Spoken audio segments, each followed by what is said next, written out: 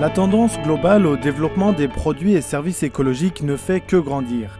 Et c'est un secteur qui est en progression en Asie-Pacifique puisque les clients et les industries spécialisées se préoccupent chaque jour davantage de viabilité à long terme. C'est un marché actuellement mal connu à cause du soi-disant ras-le-bol du public sur tout ce qui touche à l'écologie dans les discours officiels. Les énergies renouvelables comme l'énergie solaire et le recyclage deviennent des industries à part entière. Un business qui se compte par milliards, sinon par milliers de milliards de dollars US à Hong Kong, en Chine continentale et à travers la région tout entière.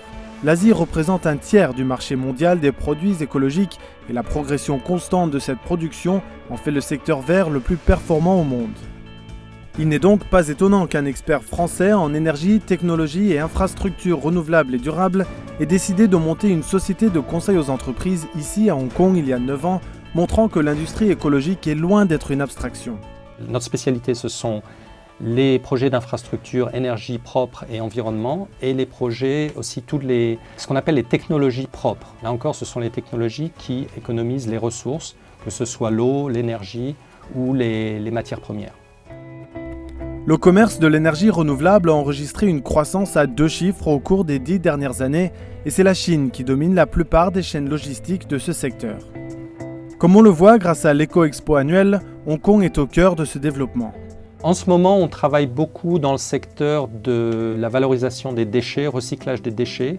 On a un projet sur lequel on a aidé un client à se qualifier, à faire une offre pour le gouvernement de Hong Kong dans le domaine du traitement des déchets électroniques et électriques. On travaille également sur un projet de valorisation de déchets municipaux en Chine. On a actuellement un mandat pour une société américaine dans le domaine de nouvelle génération de cellules photovoltaïques. Certaines grandes entreprises basées à Hong Kong, comme China Light and Power, se sont orientées vers les énergies renouvelables en mettant l'accent sur l'importance des compétences régionales en matière d'industrie à faible empreinte carbone. Hong Kong est même mieux positionné vis-à-vis de l'ensemble de la zone Asie que Singapour. On est beaucoup plus proche des marchés mûrs comme la Corée, comme le Japon, comme la Chine elle-même bien évidemment. Donc Hong Kong a beaucoup d'atouts et de ce point de vue-là tout à fait unique en Asie.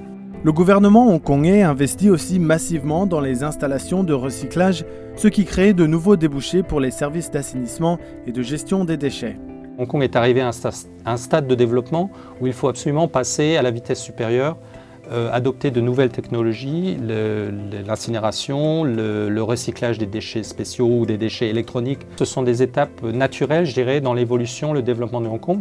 Et bien sûr, ça offre de nombreuses opportunités aux entreprises du secteur. Pour moi, c'est une des meilleures villes chinoises, en tout cas en termes de qualité de vie, parce que le niveau de pollution est quand même inférieur à ce qu'on peut voir en Chine continentale. Et puis, le gouvernement de Hong Kong met en place ce qu'il faut en termes justement de gestion de la pollution, gestion des déchets, etc. Pour les petites et moyennes entreprises spécialisées qui voudraient percer dans le marché vert en Asie, une première étape pourrait être le Hong Kong Science and Technology Park. La phase 3 de Hong Kong Science and Technology Park est dédiée justement aux industries dites green, tout ce qui touche aux énergies renouvelables, efficacité énergétique. Donc il y a un certain nombre de sociétés qui sont déjà implantées à Hong Kong. Personnellement, je recommande Hong Kong pour des sociétés justement qui ont de la propriété intellectuelle et qui ont besoin de protéger quand même un certain savoir-faire. On a l'exemple à Science Park de la filiale du groupe américain DuPont qui s'appelle DuPont Apollo, qui a son centre de recherche. Ils ont 3 centres de recherche en Chine. Celui qui est focalisé sur le solaire photovoltaïque est à Hong Kong. Et ils ont des usines de production de l'autre côté de la frontière en Chine. Donc c'est un modèle qui est viable, qui fonctionne et qui offre un bon degré de protection. Sous la direction de Christophe, Sustain Asia a été sélectionné par Bretagne Commerce International pour promouvoir leurs ambitions à l'étranger, soulignant le rôle que joue Hong Kong comme centre international d'investissement. C'est un environnement quand même très compétitif, il faut le savoir. Maintenant, il y a beaucoup d'opportunités, suivant vos niveaux de compétences, vos relations, je dirais ça ne peut que bien marcher puisque ce n'est pas le travail qui manque, on n'est pas à court de projets. Étant donné sa position stratégique en Asie-Pacifique, le secteur écologique et renouvelable de Hong Kong pourrait atteindre une valeur de plus de 1000 milliards de dollars dans les 4 ou 5 prochaines années, faisant du territoire le pilier incontournable du développement de cette industrie dans les années qui viennent. Pour moi, c'est l'idéal. En Asie, on est déjà en Chine et on a accès à l'ensemble de la zone. Le positionnement de Hong Kong stratégiquement est parfait sur l'ensemble de la zone. Et c'est plus facile aussi qu'en Chine continentale. C'est très difficile de faire les premiers pas en Chine si on n'a pas une première expérience en Asie.